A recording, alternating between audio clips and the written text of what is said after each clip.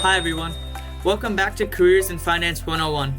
My name is Rohan, and today we're joined by Shefali Tandon, who previously worked as the Senior Vice President on the Brokerage Exchange and Clearance team at one of the biggest firms on Wall Street.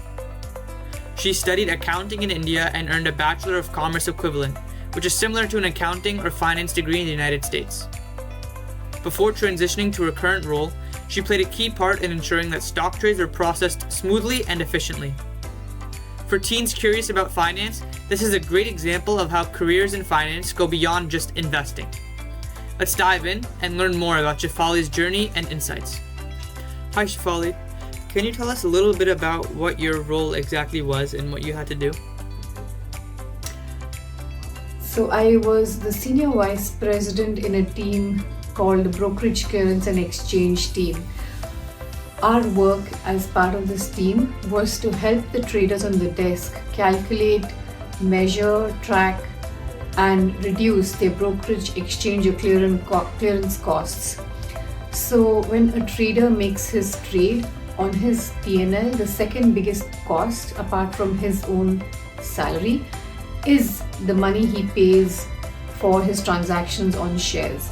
That is categorized as the brokerage, clearance and exchange cost. So my team and I worked with traders across many of the divisions of trading, which includes fixed income all the way to foreign exchange, etc., to help them understand the cost that they were paying to various exchanges and to traders across other financial firms, and measure and track what that cost was. With the data analytics we applied on this cost, we helped them then get together as an organization and work out better deals with these respective traders and reduce their costs. What it means was, if on a trade of say 1 million, the brokerage cost is about few cents, if they were repeatedly having a volume of trades with that specific trader or brokerage house, they could then negotiate for a lower trade or lower rate to be paid at the end of every month. And then when we used to collect the data analytics from this amount being paid across for the organization, we were better able to track trades or brokerage commission houses who were generally giving us better discounts and better rates versus those where it just wasn't possible. Obviously, the biggest negotiating power lies in the volume of trades being done, and that also helped us work with the traders and figure out where the better deals lay and help them plan better trades in the future. Great, thank you. What does a typical day look like in your job? So when I was in the brokerage, exchange and clearance team, my day began when I came in by looking at the reports of trades that were settling today or expected to settle tomorrow. We performed trend analysis on these trades and try to make a projection of the expected outflow of cash or shares based on these trades. After the trend analysis and data analysis was discussed internally, we held meetings with the various traders and provide them with this information to better influence the direction in which the costs were projected to go. Sometimes some of these traders did not agree with the data analysis and requested further information. Sometimes the traders felt that they were getting better deals and would like to speak to some of the brokerage houses for better discounts. So we would then schedule meetings between the brokerage and clearance houses and members of our team to try and fix some of these rates. And in the afternoon, after that was done, we sat down and then looked at what of all the projections had been for the P&L for the past month. This data was then again used to start generating filings to the regulator to provide them with the information necessary. While the role in this team directly did not require regulatory filing, all of this information was then sent to various teams that collated the information for their filings, and we had to make sure that the numbers were something that everybody agreed upon, and we had to finalize that within the next 2 or 3 hours. Towards the end of the day, we all then slowed down, focusing on the numbers, and started looking at what would be coming up due for the next week or month and anticipate how we would resource and resolve any issues or risks in the upcoming months. Wow, that seems like a pretty busy day. What's the most interesting part of your work that you did not expect?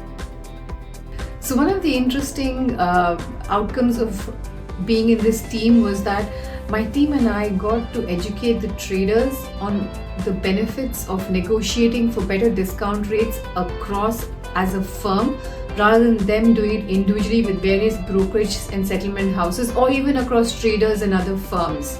The benefits they realized across the month and across high volumes of trades were enormous, and when it impacted their P&L, bringing down costs, they were elated. And it was interesting to see how such highly educated people, just because they were so engrossed in their trades and their deals, did not realize how much money they were leaking out, and then that could be prevented. So that was a very interesting thing. Can you describe a task or a project you worked on regularly? So one of the jobs or tasks that I've done across various roles in my entire career has been, and it's something that everybody invariably does, is to provide information to the senior management or the executive management team above you. Now, the critical part is not the lack of information. You can get information from various sources, and it's not even as much as stitching together that information. It is understanding the level of detail and the areas of focus in that information that you want the senior management attention to be drawn to. And that's something at various levels, in various teams, in various organizations, you have to work to understand.